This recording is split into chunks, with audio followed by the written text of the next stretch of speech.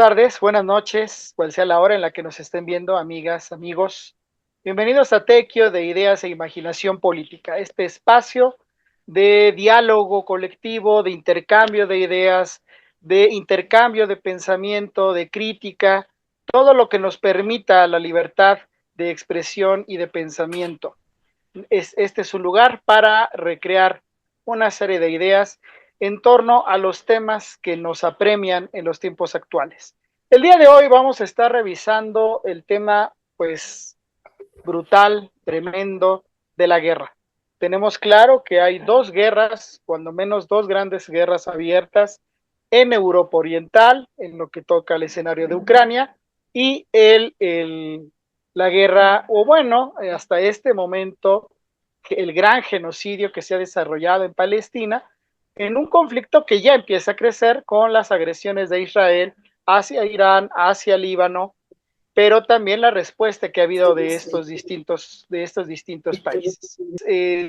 Hay muchas cosas entremezcladas y es momento de empezar a analizar. Pero bueno, antes que iniciar con esta discusión, pues bienvenidos. Le doy la bienvenida a todos los presentes, a la compañera María Teresa Lechuga. Buenas noches, Tere. Al compañero Héctor Mora, al amigo Héctor Pulido y al compañero Leonardo Sánchez. Bienvenidos todos a este tequio de ideas e imaginación política. Y como en otras ocasiones, pues empezamos nuestro análisis con una información puntual a partir de una exposición de uno de nosotros. En este caso, el compañero Héctor Mora pues nos va a brindar una exposición sobre este gran tema y a partir de lo cual vamos a arrancar el debate. Pues bien, adelante, mi estimado Héctor, el micrófono es tuyo. Gracias, voy a compartir pantalla para presentar el video. Prólogos bélicos. Hoy parece evidente que la oligarquía transnacional del capitalismo occidental prepara las condiciones para, de ser posible o necesario, imponer a China una guerra que la elimine de la competencia global por los mercados y los capitales. Sin embargo, resulta más difícil encontrar el punto de arranque de los preparativos bélicos. Pongamos como posible comienzo el final de la primera década del siglo XXI con el aprovechamiento, promoción y apoyo a las revueltas libertarias en Medio Oriente, Túnez, Egipto, Siria, Yemen, Argelia, Omán, Jordania y Libia, denominadas de manera genérica por la prensa internacional la Primavera Árabe, que, en conjunto, tuvieron un resultado moderadamente favorable, pero insuficiente para el poder económico occidental, porque si bien produjeron cambios de gobernantes y reformas democratizantes, no trajeron una transformación radical o una mejora de la imagen de los intereses occidentales en la región. También la crisis política y social que generó en Grecia el programa de choque económico de austeridad contra el pueblo y la crisis por la deuda externa que terminaron con una grave derrota de la izquierda y el Euromaidán en Ucrania, la revuelta con la que la extrema derecha ingresó al país a la esfera de influencia europea y abortó la relación con Rusia. A partir de ese punto, los ataques mediáticos y económicos contra Rusia no han cesado y crecieron con virulencia y frecuencia hasta llegar al extremo de inducir a Ucrania a provocar la guerra con Rusia. Parece claro que la agresión contra Rusia tiene el propósito de aislar a China y debilitar su creciente bloque político-económico para posteriormente atacarla directamente, después de anular a la India y al Medio Oriente. La oligarquía transnacional occidental se encuentra dividida al menos en cuatro al tema de cómo superar la creciente crisis de su versión del capitalismo neoliberal. El sector dominante apuesta por la guerra contra China y su bloque, para apoderarse de sus mercados y capitales. Pero otro sector menos favorecido por el neoliberalismo considera posible y preferible vencer al gigante rojo en la competencia comercial mediante la reversión parcial del modelo neoliberal para fortalecer las economías nacionales. Mediante el grupo BRICS, Brasil, Rusia, India, China, Sudáfrica, China se protege desde 2009, política y económicamente, y fortalece su ofensiva comercial en el mundo. Tiene como aliados a los países más poblados, de enormes territorios y en crecimiento económico. Forman un bloque dispuesto a competir con el imperio gringo europeo y a cambiar los términos de las relaciones políticas y económicas en el mundo. Independientemente de los BRICS, China ha logrado invadir con sus mercancías baratas, prácticamente piratas, todos los mercados del mundo y los últimos 20 años sus avances tecnológicos le han permitido tener una posición cada año más competitiva en los mercados de alta tecnología para industrias y en los de productos finales, que tienen aterrorizados a los poderes económicos de Europa y Estados Unidos.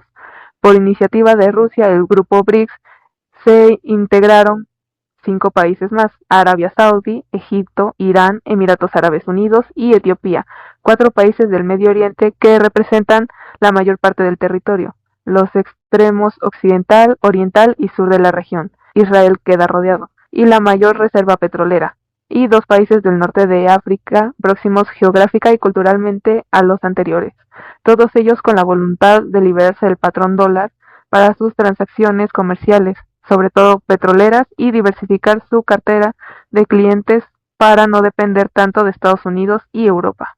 Bolivia ha solicitado su ingreso como forma de protección contra las presiones económico-políticas de Estados Unidos para apoderarse de su gas natural, agua y litio, que vienen acompañados con promoción de intentos de derrocar al gobierno, y Venezuela presentó también solicitud de integración por las mismas razones. De hecho, 40 países han planteado su interés por acercarse y eventualmente integrarse, pero la mitad lo han hecho de manera insistente: Bangladesh, Indonesia, Cuba, Honduras, Bielorrusia, Kazajistán, Turquía, con la que se cerraría la pinza sobre Israel, penetraría a la OTAN y pondrían la frontera del nuevo bloque en la puerta de Europa. Túnez, Tailandia, Vietnam, Nigeria, Pakistán, Senegal, Sudán y México, que solo ha expresado su interés, aunque al mismo tiempo le propone a los Estados Unidos ser su aliado indispensable en la competencia comercial contra China.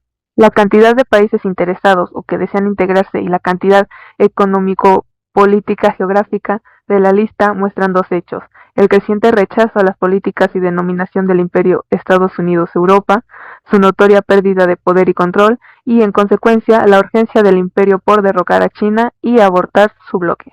En este contexto, el gobierno de AMLO declaró y propuso públicamente al gobierno de Estados Unidos que para enfrentar con éxito la competencia comercial con China debe aliarse con los países de América Latina, en especial con México. Lo peculiar es que presentó una propuesta como una condición sine qua non para que Estados Unidos pueda vencer o al menos competir con China y su bloque. La condición expresa es que Estados Unidos invierta en el sur del continente y deje de explotarlo, que no intervenga políticamente en los asuntos internos, no promueva el crimen organizado ni el tráfico de armas, y haya entre naciones una relación igualitaria, es decir, que Estados Unidos deje de ser lo que es. Además del contenido, llama la atención el tono altanero y la advertencia: si nosotros, no podrás. La bestia oligárquica, que es socia mayoritaria en la industria militar, que controla el Pentágono y que usa como carnada a Kamala Harris, quiere enfrentar militarmente a China, derrotando primero a sus aliados. Los capitales que apoyan a Trump creen que es posible vencer en el mercado a los chinos, y para ello debe fortalecerse la industria y las manufacturas gringas, y sobre esta base salir a competir, es decir, reformar el modelo, haciendo menos internacionalista y más nacional el neoliberalismo, superar la radical dependencia que origina la monoproducción, que se impuso en el pretexto de la ventaja competitiva, para avanzar en la mayor autosuficiencia que fortalezca el mercado interno y genere crecimiento económico, y sobre esta plataforma salir a competir importando. Para ello es necesario una política de sustitución de importaciones y retirar subsidios a empresas e industrias que, en vez de producir, compran partes y productos terminados en el extranjero. Los representados por Trump no parecen dispuestos a permitir que continúe la hegemonía de los neoliberales internacionalistas de la independencia, y a su vez la bestia que presenta la candidatura de Kamala tampoco parece dispuesta a reconocer y aceptar el triunfo de Trump. Ellos prefieren la ruta de la guerra, porque les urge colocar en los nuevos y amplios territorios y mercados enormes capitales, porque la guerra en sí misma es un jugoso negocio. Se presta dinero a los contendientes en forma de apoyo para que les compren armas y posteriormente le paguen lo que les prestaron para comprarla. A cuenta de los contribuyentes, el gobierno gringo le compra a cientos de empresas calzado, uniformes, alimentos, transporte, combustibles, equipos de comunicación, material de construcción, combustibles, tecnologías varias, muchos etcétera, y armas. Los territorios devastados deben ser reconstruidos, para lo cual se otorgan préstamos y se establecerá que la reconstrucción se encargará a empresas socias de la guerra, y porque los territorios denominados en plazos muy breves pasan a ser mercados controlados para sus mercancías. En el fondo piensan que el esfuerzo de la competencia económica no vale la pena, si se pueden arreglar las cosas a bombazos. eliminando el peligro chino con su bloque, como antes ocurrió con la Unión Soviética. El capitalismo occidental volvería a tener un poder incontestable y crecería y tendría más y más ganancias. Al menos así lo imaginan. Para apoyar esta idea, la bestia oligárquica solo requiere mantener drogados a los gringos, dividida la población con asuntos raciales y de género, y seguir con el discurso imperial de policía mundial. Pero en Europa el asunto es más complicado. En general son países más democráticos, existe más de un proyecto y es necesario convencer a los electores de que voten por el camino de la guerra. La alternativa ha sido la promoción del fascismo, clasismo y racismo. En Europa casi no hay neoliberalismo nacionalista o menos internacionalista de derecha, no hay derecha reformista. Lo que hay es diversos proyectos de izquierda, casi marginales, que van desde una reforma importante al neoliberalismo hasta el abandono total de ese modelo. En América Latina la tendencia es contraria. En la mayoría de los países se avanza usando la democracia como ariete, en el desarrollo de políticas de reorientación del neoliberalismo y redistributivas con diferentes matices, pero tendientes a abandonar el neoliberalismo como modelo de desarrollo del capitalismo. Los medios de comunicación suelen presentar a Israel como un aliado poderoso y preferente de los Estados Unidos, y de hecho en los términos se expresan de sus líderes políticos, pero en realidad son sicarios al servicio de Washington, y el gobierno sionista de Israel es solo la cuña occidental o imperial en la región del Medio Oriente. Se comporta como una base militar gringa. La política imperialista, primero ejercida por Inglaterra y Francia y después por Estados Unidos hacia la región petrolera, ha sido promover la división y el conflicto. Es aliado estrecho de Arabia Saudita y otros países para el control del petróleo. Al mismo tiempo, agradece y hostiliza Irán e Irak, con países más laicos como Egipto y Turquía. Es aliado más o menos respetuoso. Y las regiones en torno a Israel son permanentemente agredidas a través de esta base militar para mantener el control del Mediterráneo y del Canal de Suez. El plan es derrotar a Siria, Irak e Irán para tener el control del paso Oriente-Europa, del petróleo de la zona y de los mercados locales.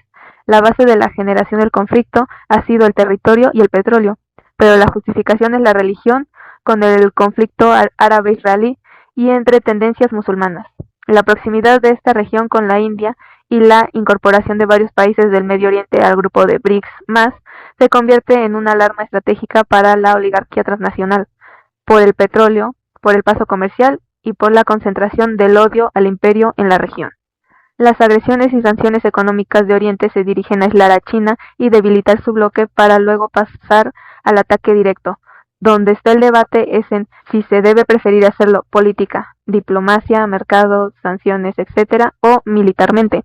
Los esfuerzos del sionista gobierno de Israel para generalizar una guerra en el Medio Oriente lo más pronto posible, atacando a otros países y provocando a los partidos políticos militares Hezbollah y Hamas, que son el resultado indirecto del rechazo sionista a toda forma de negociación con Palestina.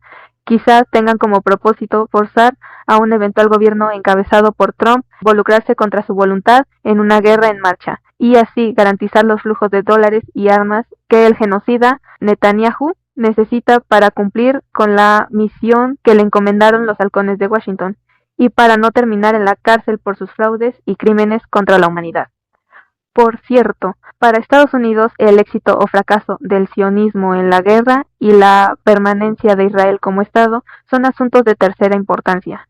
En el mismo sentido opera la insistencia del tragicómico presidente de Ucrania, Zelensky, de usar misiles de largo alcance contra Rusia para forzarla a atacar Europa.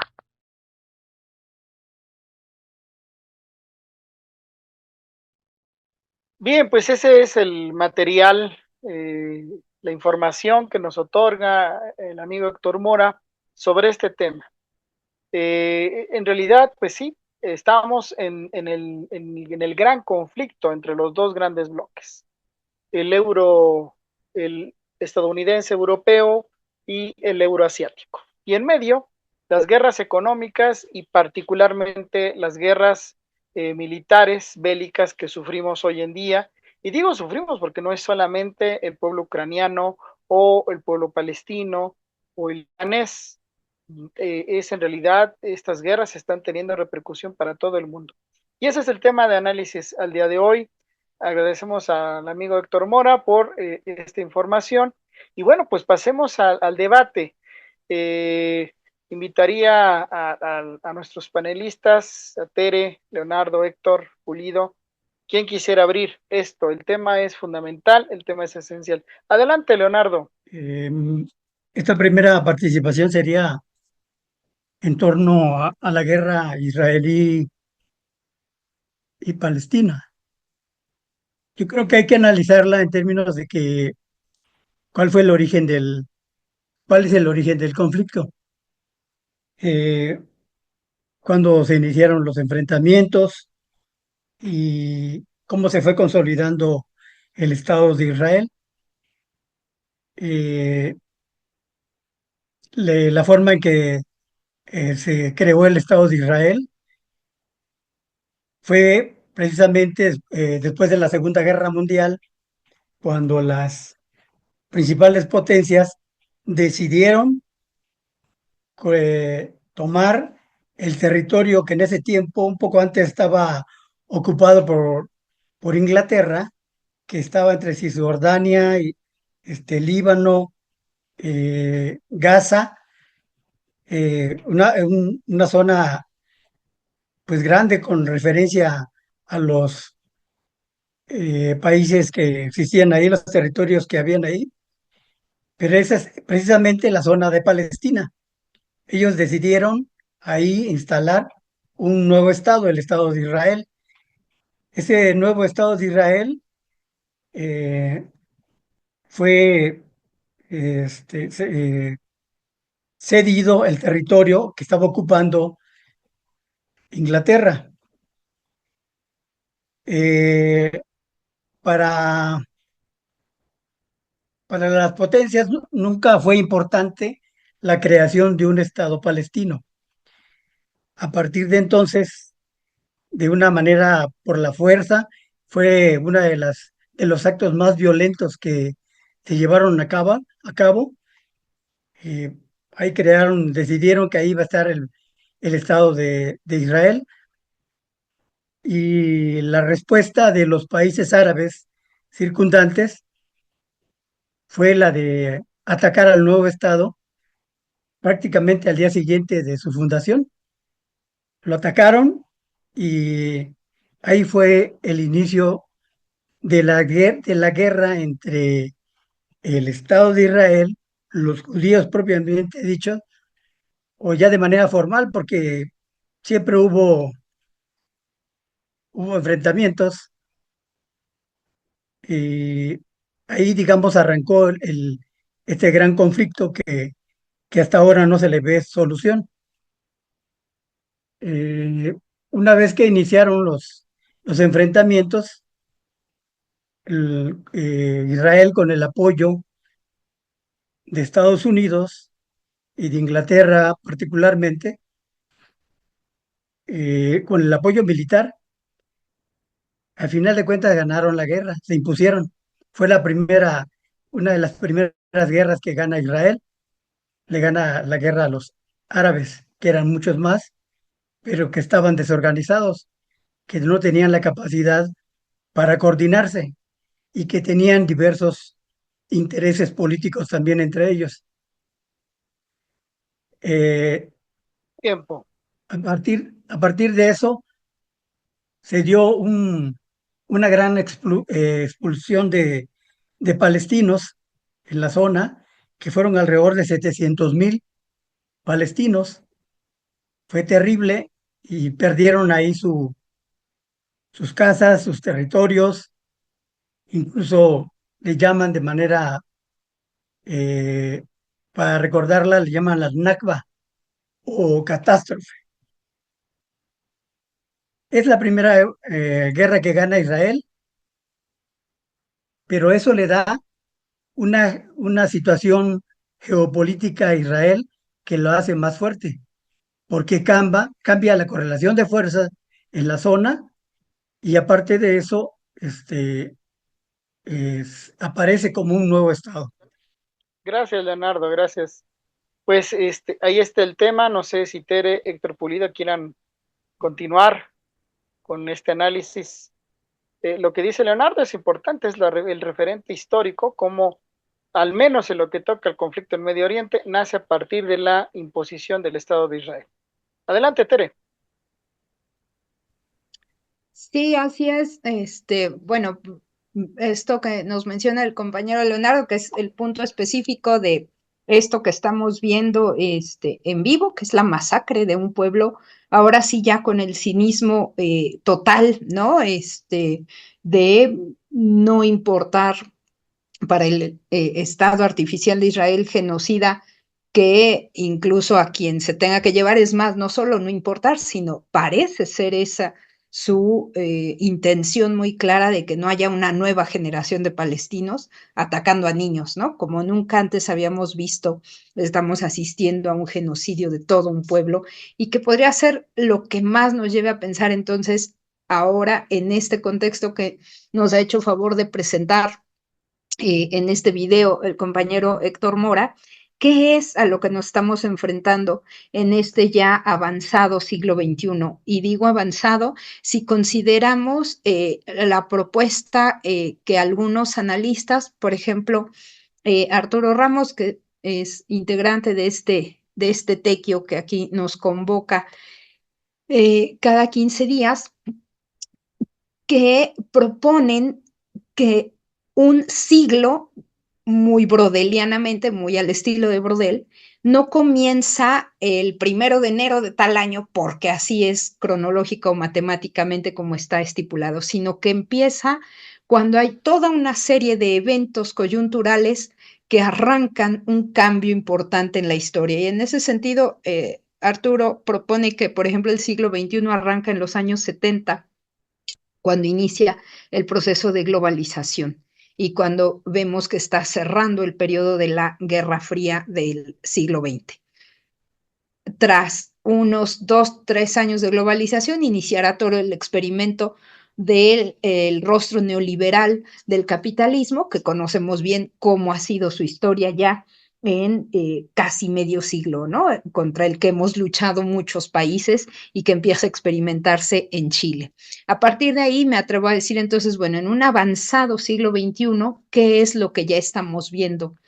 Y es la llegada de todos esos elementos que el neoliberalismo enseñó filosóficamente hablando, porque además del golpe económico y político que perpetró contra los pueblos del mundo, lo que hizo fue imponer una filosofía de vida, un modo de entenderse el humano en su siglo actual, y es ser ultra individualistas, ¿no? Romper cualquier solidaridad colectiva, y en ese sentido incluso ahora lo vemos entre pueblos, ¿no? Bueno, pues al fin que Palestina está muy lejos, al fin que ni los conocemos, y dar un poquito la vuelta a muchos países a no quererse meter en un conflicto así.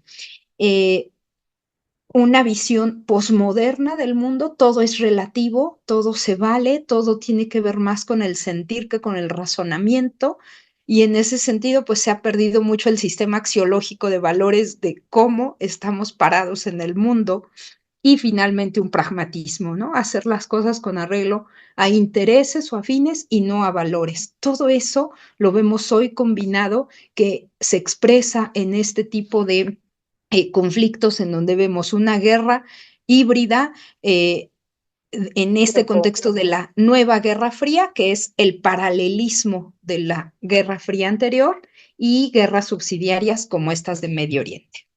Pues ahí está otro elemento para ir entendiendo esta guerra o estas guerras, el contexto neoliberal del que venimos, ¿sí? Para ir entendiendo. Héctor Pulido, adelante. Bueno, buenas noches a todos. Primero, es lamentable hablar de un tema que en verdad duele para muchos de los habitantes del planeta. La guerra, digo. Hoy hablamos de dos grandes conflictos, que es el conflicto israelí-palestino y el conflicto ruso-ucraniano. Son los que nos tienen en boga, los que la tele pasa, los que los medios de comunicación o los grandes medios de comunicación exaltan. Pero en el mundo hay aproximadamente 56 guerras que tienen diversos motivos, y muchos de ellos tienen que ver con lo que nos menciona Héctor Mora en su exposición, ¿no? El asunto de los intereses económicos, de los intereses geopolíticos y de los recursos naturales de los países o los territorios. Digo, ese es como un planteamiento inicial. En segunda parte, creo que el mundo está en una recomposición.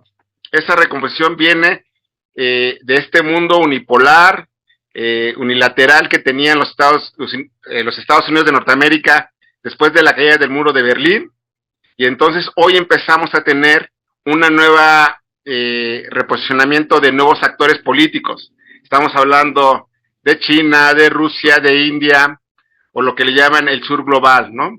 Contra ese occidente colectivo, contra ese occidente de los países más industrializados. Hace años el líder libio Muammar Gaddafi hablaba sobre qué era la ONU, cómo se había establecido, cuáles eran los acuerdos. Y entonces mencionaba que había sido un acuerdo entre estas potencias económicas, estos países europeos, que habían, junto con Estados Unidos, ideado un modelo de cómo se iba a distribuir el mundo o cómo iban a establecerse las relaciones. Sabemos que después de esa ponencia en la ONU, él posteriormente sufre una imposición, un golpe de Estado desde Estados Unidos y es derrocado, ¿no? Entonces, ¿qué está pasando en el mundo? Pues hay una recomposición y se están asomando nuevos frentes y nuevas cabezas para dirigir el mundo. La ONU hoy tiene un papel denigrante o mínimo o lastimoso porque la función de la ONU era parar los conflictos y hoy no ha parado ninguno de los conflictos. Hoy tan es así que el Estado genocida de Palestina, de Israel, perdón, está atacando a la misión de paz en Libia de la ONU. Es decir, ya no es el actor, ya no es el espacio donde pudieran dirimirse los conflictos. La ONU está perdiendo el sentido para lo que fue creada, ¿no? Con todas esas trampas, o como lo dijo el líder libio Muammar Gaddafi, donde solo el club de Toby puede decidir qué pasa, cómo pasa y qué se establece. Hoy tenemos una serie de conflictos en donde lo más preocupante es que el que se ha autodenominado el gran policía mundial los está asusando. Recordemos que en el asunto del Maidán en Ucrania, la entonces embajadora de Estados Unidos de Relaciones rusas, que era una funcionaria que ya fue despedida, estuvo con los manifestantes y dieron el golpe en Ucrania, ¿no? ¿Quién les proporciona las armas a los israelíes? Pues Estados Unidos. ¿Quién ha generado o asusado a todo el mundo? Pues los Estados Unidos. Lamentablemente ha generado una serie de guerras en las cuales podemos decir que ninguna guerra que él ha asusado la ha ganado. Simplemente ha dejado muerte y destrucción y se han apoderado de recursos naturales, que eso ha sido como la tónica. Entonces creo que debemos empezar a definir qué está pasando en el mundo a partir de que el gran actor que era la ONU, pues no tiene ya ningún sentido. Los orígenes del conflicto árabe-israelí, bien nos los decía Leonardo, los orígenes del conflicto entre Rusia y Ucrania, pues están a la vista de todos, y tiene que ver con la expansión de la OTAN al oriente, cuando se habían acordado después de la caída del muro de Berlín, después de la caída del bloque soviético, que la OTAN pues ya no tendría sentido o razón de ser, porque así lo pasó con el asunto del Pacto de Varsovia. Ahí quiero dejar esta primera parte y decir que hoy estamos en una recomposición del mundo y, como lo dicen los rusos, puede ser un mundo multipolar. Héctor, habría que recordar aquí las definiciones que ha estado planteando pues el geopolítico Alfredo Jalife, cuando él dice que pues finalmente estas guerras es el único argumento que tiene en estos momentos Estados Unidos para tratar de definir la gran pugna entre la parte estadounidense, europea, y la parte euroasiática que encabezan Rusia y particularmente China. Y en ese sentido, pues estamos en medio de un conflicto que incluso para las condiciones de Medio Oriente podría amenazarnos más para la llegada a un posible conflicto nuclear que lo que ha sucedido en Ucrania. También recordar que el día 22 de octubre se realiza la reunión de los BRICS, los BRIC más, que va a ser en Rusia, y precisamente, como lo decía la información que nos daba el compañero Héctor Mora, pues van a ingresar ya a los BRICS países como Arabia Saudita, Emiratos Árabes Unidos, Irán, Egipto, particularmente o principalmente, que son parte de los que están al día de hoy implicados en estos conflictos bélicos. Eso quizás nos lleve a que nos lleve a que al menos en estos días antes de este evento de los BRICS, tal vez no haya conflicto bélico en Medio Oriente. Pero bueno, esos son parte de los elementos. Ustedes sigan, pueden decirnos más. Héctor, adelante. Bueno, yo quisiera destacar algunos asuntos que me parece que son muy relevantes. Primero, la terrible decadencia política de Europa. Además del estancamiento económico, esa decadencia política, de haber sido hace un siglo, siglo y medio, la vanguardia del mundo en ese terreno, hoy está a la cola. Está detrás de Estados Unidos, detrás de Israel, detrás de Ucrania. Están en la peor circunstancia, impulsando el fascismo dentro de su propio país, los grupos de poder. Cuando recurres a eso es porque no tienes consenso, no tienes proyecto, no tienes nada. El otro asunto que quisiera destacar es la inédita división en la élite norteamericana. Parece ser que a pesar de que han tratado de matizar los resultados de las encuestas, no logran que Kamala despegue. Y el grupo que la apoya no está dispuesto a entregarle el poder a Trump. Le han hecho mucha propaganda en contra. Y el equipo, la gente que apoya a Trump, tampoco están dispuestos al otro. Entonces ahí el asunto se les puede poner realmente muy, muy caliente. Entonces, creo que esos son aspectos que no se habían visto. Hace rato decía Héctor Pulido, hacía referencia al mundo unipolar. Así lo veníamos viendo, pero los datos que tenemos sobre los BRICS y el poder económico de China, y que no han podido ni casi ni hacerle mella con sus sanciones económicas a Rusia, nos habla de que, aunque no se haya reconocido públicamente o políticamente, tenemos dos grandes polos. Y el polo creciente es el que tiene confianza, es el que tiene fuerza, y los otros por eso se ponen violentos, histéricos, porque sienten que no van a poder en la competencia. Gracias. Gracias, Héctor. Leonardo, creo que quiere participar. En el juego de la guerra que se está dando en el mundo, hay algo muy peligroso. Siempre las guerras son peligrosas, pero cada vez se tornan más peligrosas porque está en juego la supervivencia de grandes zonas en el Medio Oriente, en muchos países, y también hay que entender algo que tiene Israel, porque Israel ahorita lo que quiere Netanyahu, no quiere negociar con Hamas o con otros grupos, no le interesa negociar un alto al fuego, lo que quiere es exterminar realmente. Ellos dicen que solamente quieren destruir a los dirigentes, pero no es cierto.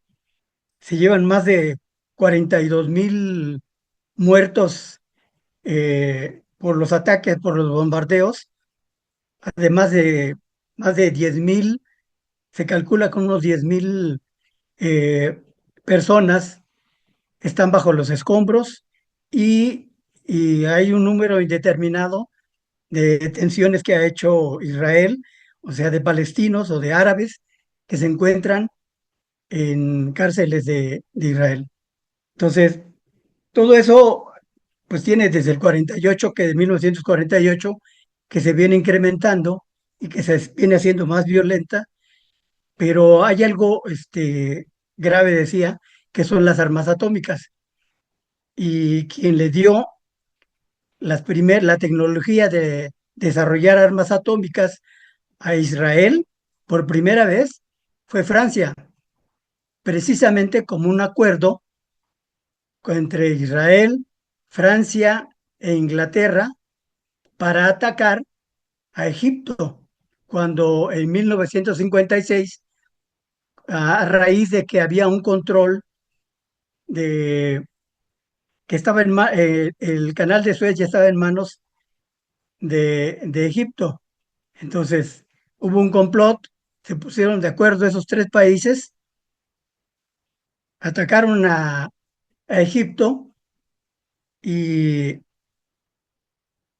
fue un triunfo militar que tuvieron esos tres países, pero fue un fracaso político para tanto para Inglaterra como para Francia, pero para Israel no. Nuevamente Israel salió adelante. ¿Por qué? ¿Qué obtuvo?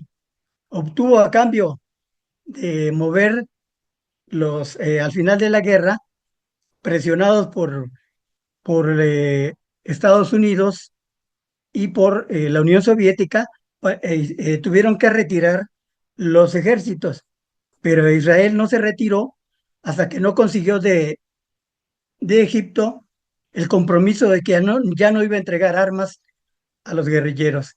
Y además consiguió de Francia la entrega de la tecnología militar, la tecnología de armas atómicas, que ahí fue donde inició su desarrollo Israel. Ahí la dejo. Gracias, Leonardo. Estos elementos sirven mucho para lo que toca al conflicto en Palestina, en Medio Oriente. Tere, adelante. Sí, me parece que bueno, uno quisiera decir muchas cosas, lograr condensar más de 50 años de historia en un ratito y es difícil, pero considero que con lo que vamos diciendo aquí, lo que queda claro es que analizar estos conflictos actuales, el de Ucrania, el de Palestina, no pueden mirarse de manera descontextualizada. Eso es fundamental, ¿no? Entonces, yo sí insisto en eso y me parece que lo que vamos diciendo aquí es eso, enfatizar en ese contexto. Las guerras no es que surgieron así en automático y de ahí es que considero que entonces cuando se expresan estas buenas ideas de la paz, ¿no? Deseamos la paz del mundo, la verdad es que son formas, yo no diría si acaso burladas, al menos simplistas, ¿no? No es nada más desear la paz como si hubiera algo mágico ahí o como si pudiera equipararse el conflicto como una verdadera guerra entre la ciudadanía, entre los civiles palestinos, entre niños palestinos y las guerras de largo alcance que tiene Israel, además subsidiadas por Estados Unidos. No hay manera de decir que están en guerra dos pueblos, ¿no? No hay forma de desear la paz. O cuando se dijo en todos los medios occidentales al unísono desde aquel inicio, ¿no? En enero del 22, que Rusia invadía a Ucrania. Pero no dicen que Israel invade a Palestina, ¿no? Y se estuvo hablando en ese discurso de invasión, invasión, invasión, descontextualizando por qué venía.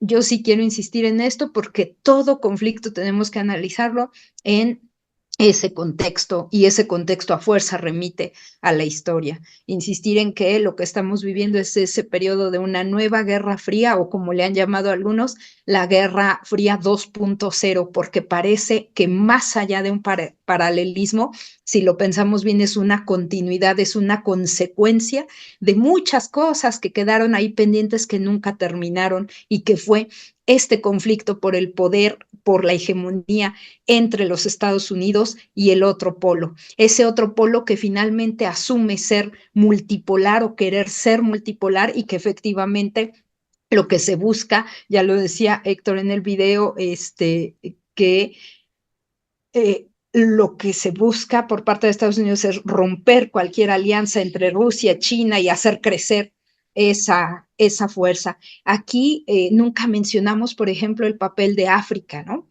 Parece que sigue siendo esa gran zona de un saqueo histórico colonial en donde hay una fuga de capitales tremendo y que no se le permite salir. Y la gran sorpresa para los Estados Unidos resultó ser América Latina, ¿no? La gran sorpresa que tuvo la capacidad de resistencia para decirle alto, aunque nos ha costado mucho trabajo. Gracias, Tere. Sirvan datos en todo este conflicto.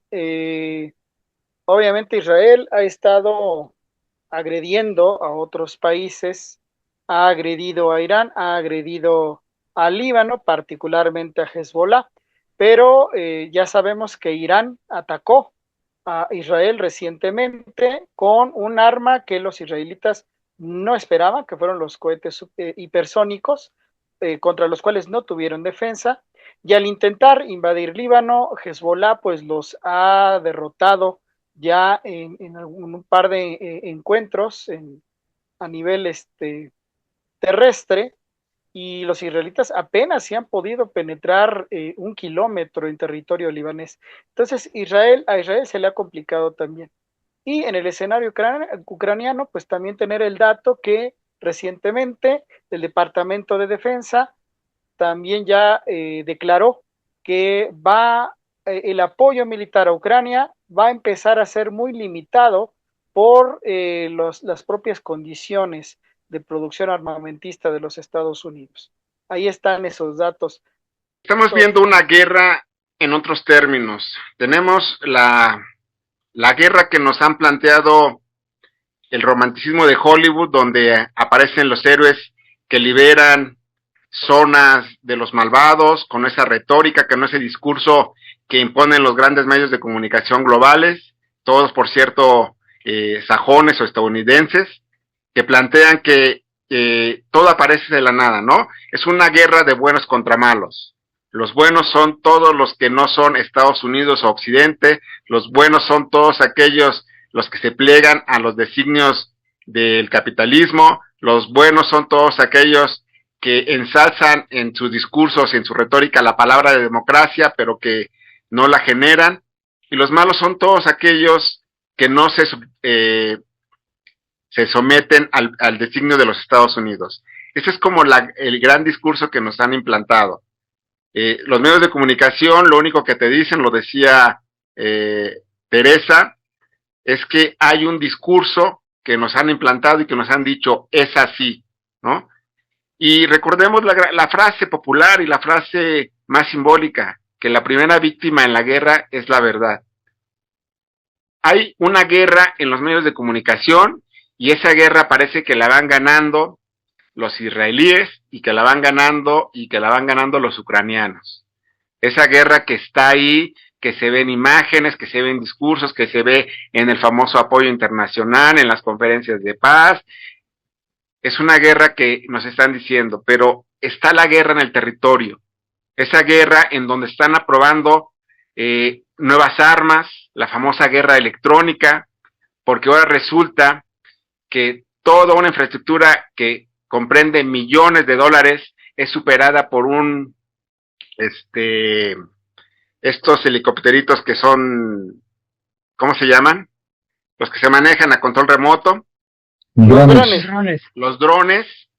Y entonces estamos viendo otro tipo de guerra, ¿no? Una guerra en donde todos los bandos dicen vamos ganando y minimizan al enemigo y hablamos de una serie de víctimas, por lo menos que se sabe o que se tiene un conteo aproximado en el conflicto palestino-israelí o en la masacre, en el genocidio que están haciendo los israelíes con los palestinos, pero nadie nos está hablando de cuántos muertos civiles hay en la guerra ucraniana. Nadie nos está diciendo. El Estado el Estado ruso menciona que los soldados que han muerto de Ucrania son tantos, pero no nos hablan de las bajas de ellos, no nos hablan de las bajas civiles. Y es algo que está pasando y está muriendo de verdad la verdad. Es una guerra diferente, porque hoy la guerra también se está llevando a través de sanciones económicas. Unas sanciones económicas que son impuestas por el gran capital y que son impuestas por Estados Unidos con un sistema que creó para que le beneficie. Y hoy eso está cambiando. No tenemos ya sentido de esta realidad, porque la única forma de enterarnos de verdades o de contextos reales es con medios alternativos como este, y tenemos que empezar a dar más difusión de lo que está pasando en esta guerra. Gracias. Gracias, Héctor. Y antes de dar la palabra a nuestro otro amigo Héctor Mora, otro dato, El especialista en cuestiones militares, Scott Ritter, especialista estadounidense, ha informado, ha dicho en distintas entrevistas que la única forma en la que Israel podría moderarse en los ataques a Irán es que Irán pase a ser ya una potencia atómica. Algunos otros especialistas hablan de que Irán está ya muy cerca de hacerlo, que podría ya tener esas condiciones en el mes de abril del próximo año. Y en el último diálogo que tuvieron Putin, presidente de Rusia, con el presidente de Irán, parece que eso se habló, la posibilidad de que Rusia gestione ante la comunidad internacional la aparición de Irán como nueva potencia atómica. Pero bueno, ahí está otro dato. Héctor Mora, adelante. Bueno, quisiera comentar que eh, a contrapelo de lo que dicen los medios de comunicación internacionales, el Estado de Israel es un Estado fallido. No garantiza la seguridad de su población, depende absolutamente de los norteamericanos, no ha logrado la paz, no ha logrado estabilidad, carece de democracia. Por eso decía el video que se comporta como una base militar norteamericana. Todo el tiempo ha sido agresivo con los demás. Es decir, en realidad no hay un proyecto de una nación judía. Lo que hay es eso, un proyecto de base militar. Eso no es un Estado para construir una sociedad. Y algo parecido le ha pasado a Ucrania. Se convirtió en un Estado fallido. Llega Zelensky, bueno, después del Eurodan, Euromaidan, perdón, empieza el dominio de la derecha y empiezan a anular ese país. Lo empiezan a convertir simplemente en una sucursal militar de la OTAN y sin integrar lo demás y utilizarlo para agredir a Rusia y provocar la guerra. Ese país va a quedar devastado, va a quedar hecho picadillo después de esto, cuando cualquiera que hubiera tenido tantita sensatez sabía que no tenía ninguna esperanza un país como Ucrania de ganarle a los rusos. Estar provocando y provocando, pues te mete en ese terreno. Creo que no está definido del todo si se van a lanzar a hacer la guerra contra China, pero lo que sí veo es que están preparándose para, en el momento que tengan que tomar la decisión, estén en condiciones. Tratar de imponer a Kamala Harris en el gobierno de los Estados Unidos, seguir impulsando las posiciones de extrema derecha en Europa y, si las condiciones se los permiten, lanzarse a la guerra. Eso pasa por seguir anulando, seguir destruyendo el Medio Oriente y por tratar de neutralizar o vencer de alguna manera a Rusia. Pero les surge, tienen totalmente el tiempo en contra los agresores, porque el bloque de los BRICS va a seguir creciendo. Hoy, la mayoría de los países vendedores de petróleo dependen de Europa y Estados Unidos para hacer sus ventas. Pero si tienes a la India, a China y otras naciones que están creciendo y que pueden comprar petróleo, entonces no tienes por qué depender tanto de esos clientes. Y si no van a intervenir esos clientes en las negociaciones, no tienes que utilizar sus monedas. Y si no utilizas sus monedas, el Fondo Monetario Internacional va perdiendo sentido.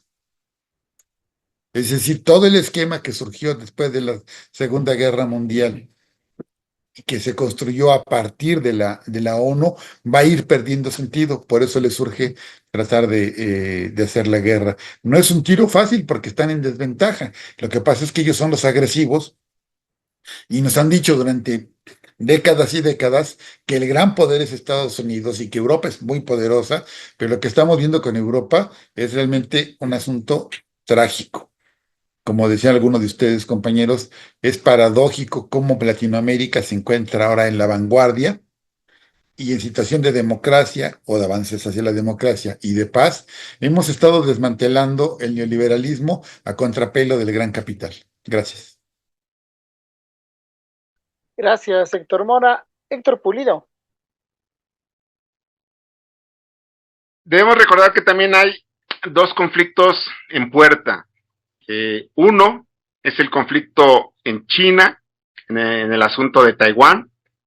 En este momento China está haciendo una serie de ejercicios militares en donde rodean la isla. Los Estados Unidos, no sé qué pasó, que los hagan como desprevenidos, porque a pesar de que han sido los vigilantes o el policía que ayuda a las fuerzas taiwanesas a tener ese respaldo, hoy se han visto superadas y toda la isla de Taiwán está rodeada por tropas, navíos chinos que están haciendo ejercicios militares en caso de que los independentistas o separatistas taiwaneses se proclamen como esa nación o la división de la China continental, ¿no? Que es un conflicto a tomar en cuenta. Lo mencionaba, por supuesto, Héctor Mora en el video, donde China es hoy uno de los grandes actores y al que hay que vencer, ¿no? De hecho, para la administración Trump, para el gobierno de Trump, pues era el gran enemigo, ¿no? Los demócratas dicen que no, que son los rusos, y por eso hoy tienen este conflicto. Y el otro gran conflicto que parece que no lo tenemos como en la vista o en la mira, se está dando en Venezuela, con su vecino. Hay con me parece que es Guyana, en donde hay una división territorial, hay un conflicto territorial, y donde las petroleras están interviniendo y están diciendo que ellos ya tienen concesiones, ¿no? Y donde los Estados Unidos están fortaleciendo esa posición para poder intervenir en ese conflicto. Entonces, el mundo está al borde del caos, el mundo está en guerra en muchas partes del planeta.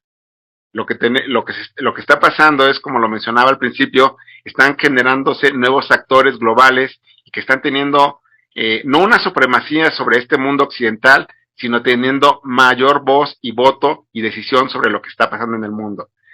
Lo decía también Nacho al decir que otro gran actor, que ya no es Arabia Saudita, el gran líder de la comunidad árabe o de la comunidad musulmana, sino hoy se está proclamando Irán como ese nuevo gran líder que está saliendo avante, ¿no? Que está saliendo y que hizo lo que nadie pensaba que habría pasado por lo menos en los 5 años anteriores, ¿no? Penetró en la famosa cúpula de hierro, el escudo de hierro que tanto presumían los israelíes. Hoy, con estas nuevas armas, estas armas hipersónicas, con este armamento, pues dio una demostración de decir no son intocables y podemos responder en cualquier momento, ¿no? Tan es así que los Estados Unidos han medido la contrarrespuesta de los israelíes con los iraníes. Es decir, en otro momento creo que hubiera sido impensable que un país enemigo de Israel lo pudiera haber atacado. Gracias, Héctor Pulido. Pero Lechuga. Gracias, sí, pues todos estos conflictos que se están dando ahorita de manera simultánea siguen estando en su totalidad bajo el paraguas del capitalismo, ¿no? Un capitalismo que ya lleva siglos con nosotros y en ese sentido, quienes nos asumimos como activistas de una izquierda que quiere ir más allá de solamente posicionarse en lo electoral, tenemos que ser capaces de pensar nuevas formas, nuevas reflexiones posibles antes de que terminen por minarnos la esperanza, ¿no? La esperanza de una utopía posible, porque visto así el escenario, pues es que da la impresión de que no hay futuros y además a eso le sumamos cómo tenemos en puerta un problema grande, grande, que es la inteligencia artificial. El uso de esa inteligencia, que ya dicen algunos analistas, podría ser el anuncio hasta del fin de la especie humana como la conocemos hasta ahora, ¿no? La posibilidad de haber creado a nuestro propio gran depredador, en el tiempo, ¿no? Nuestro gran depredador histórico, y que si esa inteligencia además se sigue usando como ya se está experimentando en estas guerras múltiples, bueno, pues las cosas se pueden acelerar más. Dice Héctor Pulido, el caos que se viene, yo digo, ya inició más bien, ¿no? O sea, todo esto que estamos narrando es el arranque de un caos que, por ejemplo, cuando Ucrania decide explotar el Nord Stream 1 y 2, este gran gasoducto que iba a surtir de Rusia a Alemania y que Biden le llama la atención a Alemania y le dice, no te hagas, es acá en donde tienes que estar, y la OTAN también lo detiene, o Ursula von der Leyen que va a Ucrania, a aplaudir a Zelensky y a decirle, no, tú sigues sosteniendo aquí la guerra proxy, ¿no? Porque de esto dependemos. En fin, todo esto que se está dando me parece que ya es el inicio del caos y que más bien puede terminar en esta estallido de la famosa Tercera Guerra Mundial, ¿se acuerdan? ¿No? Hace décadas que se temía que llegara y que hoy estamos así también a punto de muchos problemas que podrían estallar. En ese sentido se entiende por qué Estados Unidos insiste en hacer estos lawfare, estas guerras mediáticas, estos ataques contra Venezuela, que tiene esas reservas de petróleo, contra Bolivia, que tiene litio, y en ese sentido habrá que pensar cómo nos va a ir en ese contexto. Tenemos una gran plataforma política que dejó AMLO, que Sheinbaum está recuperando en una continuidad en lo interno, pero que tener de vecino a este gran gigante que parece ir muriendo lentamente y en su caída va a matar a muchos, creo que nos la pone como algo difícil. Y habría que pensar, voy a cerrar con esto, ¿cómo hacemos para que espacios como este Tequio nos sigan administrando, suministrando más bien esperanza? Esperanza, porque si no, para algunos de nosotros la verdad es que la fe en la humanidad, ay, se mina bastante. Pues ahí está, el tema es tremendo.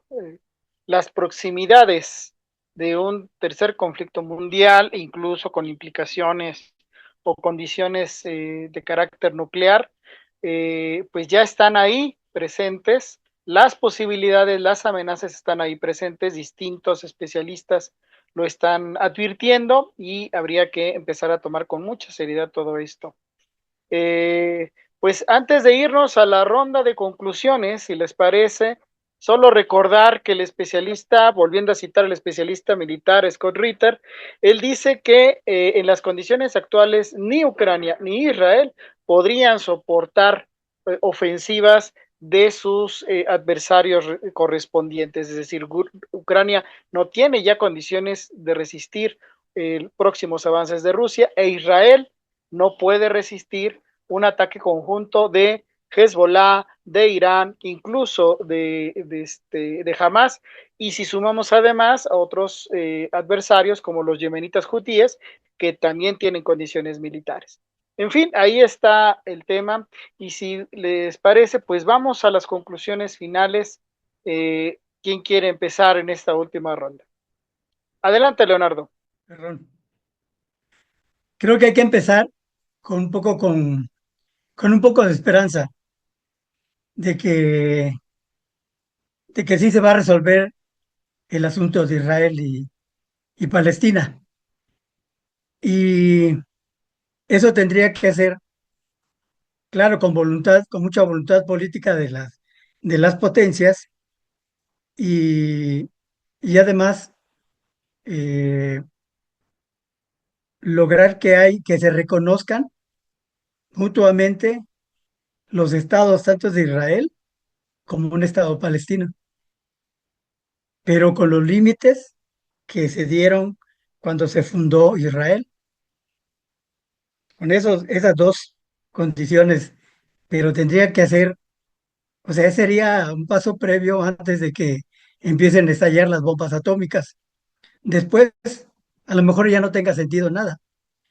Entonces, yo creo que ahí estaría el asunto, la voluntad, la gran voluntad política para llegar a esos acuerdos y una vigilancia de la ONU, pero no de esta ONU que existe ahorita, que no tiene posibilidades de controlar nada, ¿no? Está en manos de los mismos que generan las guerras en el mundo. Hasta ahí le dejaría. Héctor Mora. Bueno, mi optimismo es antinuclear. No creo que nadie esté dispuesto realmente ni en condiciones de aventarse por la vía nuclear. Creo que todavía hay mucho espacio para otras formas de guerra y sobre todo para las derrotas comerciales, que es lo que les interesa. Lo preocupante es que han estado dispuestos a sacrificar a Israel, porque después de este conflicto, salvo que arrasen a todos sus enemigos y Estados Unidos se recupere lo suficiente para tener cómo financiarlo, el Estado de Israel está prácticamente condenado. De hecho, la migración de judíos de Israel hacia afuera, hacia otras partes del mundo, ha venido creciendo, porque la gente rechaza esa forma de país, esa forma de gobierno, pero además el terrible riesgo de estar ahora sí que en la capital mundial de las agresiones contra la humanidad. Ucrania también está prácticamente condenado. Cuando las fuerzas europeas y norteamericanas ponen en riesgo esas piezas, es casi como sacrificar alfiles en el ajedrez. Están apostando grande. Es de suponerse que están buscando mercados donde invertir sus capitales y están buscando entonces no destruir del todo a las sociedades. En eso se basa mi optimismo, pero creo que el cambio va a estar este, muy convulsionado el proceso, porque del otro lado, ni los chinos ni los rusos son peritas en dulces. Lo que pasa es que nosotros vivimos del lado de Occidente y estamos metidos en las agresiones permanentes de lo que le llamamos el accidente colectivo. Pero a la hora que tengan más posibilidades de dominio, tanto rusos como chinos, vamos a conocer la otra cara de la moneda. No sé si sea mejor o sea peor. Lo que sé es que sabemos muy poco de ellos porque ellos no nos han estado pateando a nosotros. A nosotros nos patean los gringos y los europeos. Así que hay que ver cómo vendrá después. Gracias. Gracias, Héctor. Héctor Pulido. A manera de conclusión, creo que esta guerra, pues efectivamente está en el caos, está en una etapa no inicial, sino media. Tendremos que acostumbrarnos a que Ucrania va a perder gran parte de su territorio, ya no hay vuelta de hoja en eso, donde para que el conflicto palestino-israelí se termine tendría que nacer el Estado palestino formalmente, ser reconocido por todos. No hay otra manera de que ese conflicto acabe, que haya un reconocimiento real al Estado palestino y una especie de Estado neutral o de amordaza para el Estado israelí, ¿no? Tiene que haber una reestructuración en el máximo órgano de organización mundial, que es la ONU, con esa disolución del Consejo de Seguridad y sus vetos. Tiene que haber nuevos actores que están apareciendo. Las economías están girando de centro, de gravedad, están pasando a Asia y tenemos que reconocerlo. No es que desde aquí no se pelee por Norteamérica en el sentido del comercio, la supervivencia, la administración de los recursos naturales, sino que el centro de poder ya no es los Estados Unidos. Se está generando en Asia. Y el otro es, habría que ver qué posición y qué va a pasar con toda esta nueva reestructuración del mundo, en este mundo multipolar, como le llaman los rusos, qué va a pasar, ¿no? Porque efectivamente ya el dominio no es de un solo bloque, sino hay varios bloques, ¿no? Los BRICS son esta nueva esperanza económica de desarrollo para muchas naciones, pero eso tampoco implica que sea una salida, porque nosotros seguimos pegados y nuestra economía especialmente está consolidada y pegada y está apostando al futuro con América del Norte. Entonces habría que ir pensando cuáles son las maneras de poder trabajar con eso. Tal vez como lo hace Turquía, que es una parte como de intermediación entre Asia y Europa y que está generándose como un ente global y que tiene demasiada fuerza en este momento. México tendría que empezar a visualizar que como hoy ha empezado a volver a ser este líder latinoamericano, tendrá que ir encaminando esas fuerzas para que el bloque latinoamericano no quede nuevamente a merced de otro gran bloque como pueden ser los chinos o los asiáticos. Sería todo. Muchas gracias. Y para finalizar esta ronda de conclusiones, amiga Tere Lechuga. Gracias, Nacho. Pues sí, estamos también ya a una veintena de días de la elección estadounidense. Seguramente también a partir de eso podemos tener una especie de segunda parte de este diálogo de hoy, porque en función de quién quede es como también muchas cosas habrán de definirse de cómo se tomen las decisiones, de qué decida hacer Estados Unidos en estas guerras que sostiene en todos lados, como es su costumbre, sus invasiones y demás. Los discursos que tienen Trump y Kamala son algo distintos en algunas cosas, más allá de aquellos dislates como que los migrantes se comen a sus mascotas, ¿no? Hay cosas de fondo interesantes como cuando Trump dice que va a retirar tropas de Ucrania, etcétera.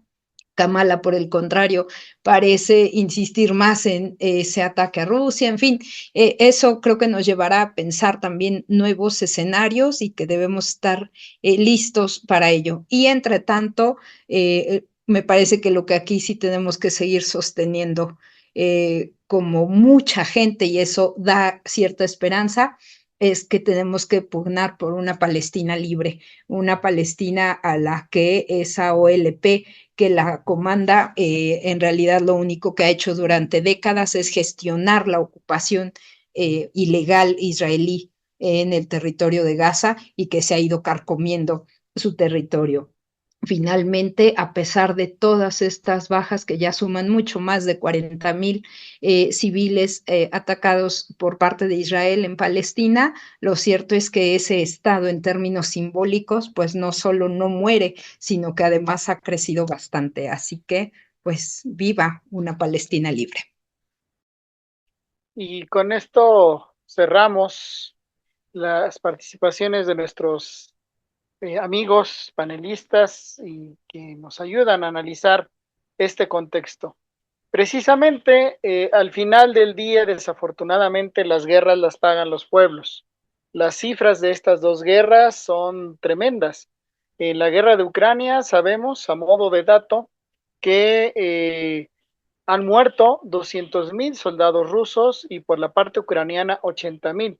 Y cada uno suma 200,000 heridos. Son sumas ya tremendas en una guerra ya de 2 años.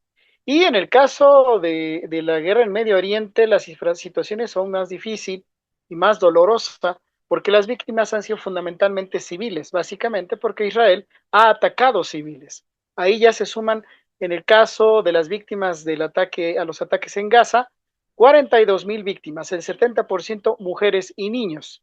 Y ya en los ataques en Líbano se suman ya 2,000 víctimas mortales, fundamentalmente civiles. Estas son las cifras tremendas de estas dos guerras que pues nos avisoran el mundo que se está rehaciendo, el mundo que se está cambiando entre un bloque estadounidense y europeo occidental a uno euroasiático. Y en medio, todos los conflictos, las amenazas, la violencia, la muerte. Como bien dicen nuestros amigos aquí en este tequio, pues de lo que se trata es no solamente de analizar, sino ubicar al final que las víctimas fundamentales son los pueblos, y por ellos es que tenemos que reivindicar no solamente el análisis, sino la demanda de la paz. La paz debe ser fundamental y nuestra principal bandera. Pues amigos, agradecemos su participación. Allá a quienes nos siguen, pues agradecerles participar en este tequio de ideas e imaginación política.